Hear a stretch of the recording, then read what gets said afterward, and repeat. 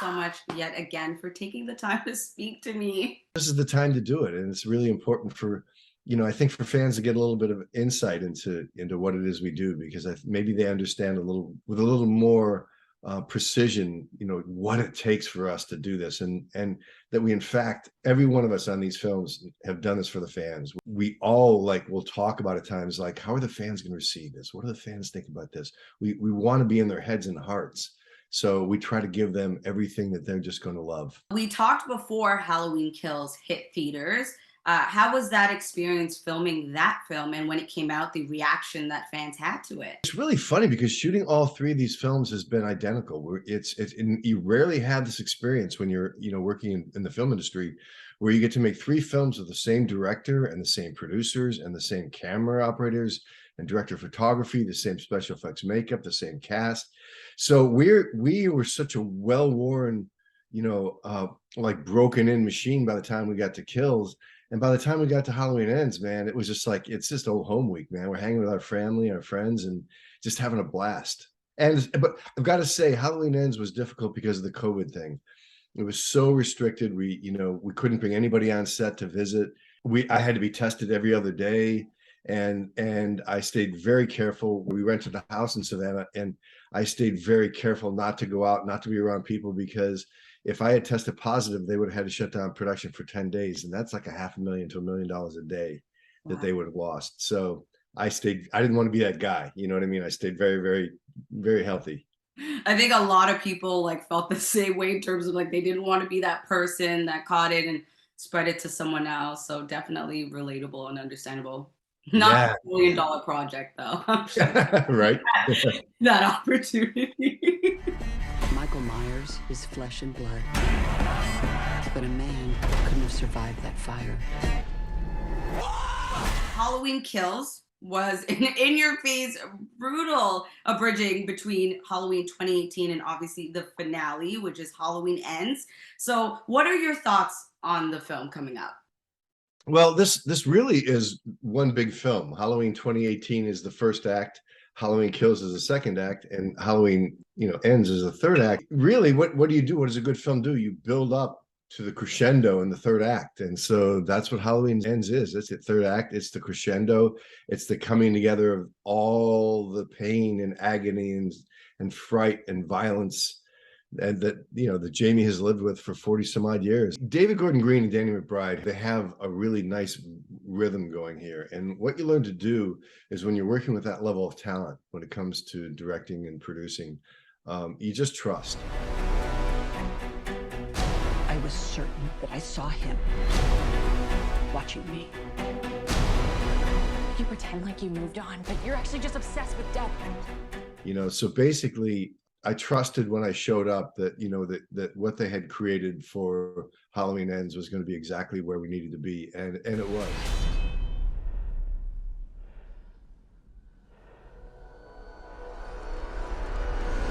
And from an outside perspective, how has the shape evolved basically from Halloween 2018 to Halloween Ends?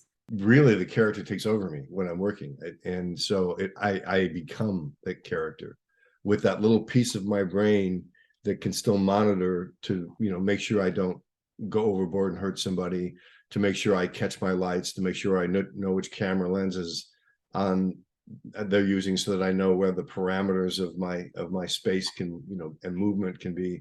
I mean, those technical parts will always have to be there in your mind, but they're almost second nature when you've done as many films as I have.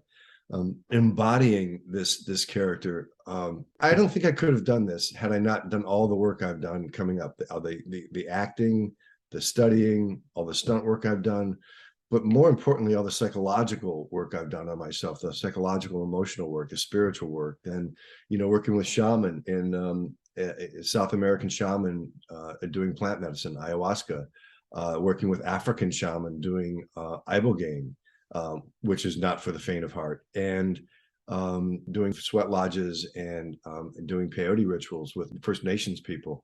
I mean, those experiences brought me into really, really deep places.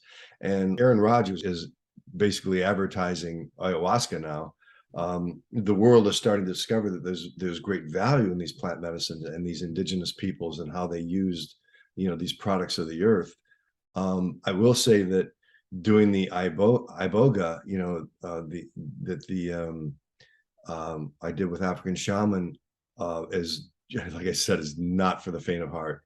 That's a really, really deep place, and that really deep place can be dark and it can be light, and it was both. But that all gave me the space to be able to inhabit the shape and to do it without judgment. Yeah, it's definitely not an easy character to take on and be able to detach yourself from that dark space. I breathe into it and I breathe out of it. There's a wonderful a man who teaches breath. His name is Max Strom. He evolved from being a football player to a rock star to writing several, I think 9 screenplays, to being a yoga teacher, and now he teaches breathing. And breathing, and specifically many of Max's techniques, are what I use to bring that character into me. And then more importantly, I use the breathing techniques to breathe him out of me. That way I don't carry him home at night. So if I think, David Gordon Green had said he worked with a guy, he'd only worked with one other actor who could go as deep and dark as I went in these characters. And that gentleman, unfortunately, had a psychotic break and ended up in a psych ward for a couple of months. I mean, there's definitely that possibility if you don't have the spiritual training and the, and the physical ability to release all that you're holding inside. To play devil's advocate, I know you can't answer this, but I have to ask, is this the end? Well, it is for me. I signed a 3-picture deal. So that's all I can say. I think Jamie is ready to put this down. She's carried it a long time, but I can't say, I really can't say. I mean, from a business perspective, I mean, these films are grossing $300 million each time. I mean, yikes. I imagine, this is the end. This is the end for all of us. And, maybe 10 years from now, somebody will resurrect it and have a really great idea and do something, but I won't have anything to do with it. I doubt Jamie will. But you never know. You never know. And what's next for you? Wow, I've got 2 films and a television show that we're ramping up. So I can't talk about them now. I haven't posted them on IMDb, but they're really exciting, and we've got good stuff cooking. So it's going to be a busy couple of years for me. That's incredible. I'm so excited to hear that. We'll talk about them later for sure. Absolutely. So for those who don't know, when does Halloween end? It is released in North America on October 14th, Friday the 14th. We will do the premiere at the Chinese Theater in Los Angeles, and that'll be a beautiful red carpet, experience. I'm bringing my mama, who's never been to one. Wow. So my partner Sarah and I, and then my brother Tim is escorting my mom, who's turning 90, and so it'll be great to have her there. He killed my daughter, but tonight I will kill him. Come and get me.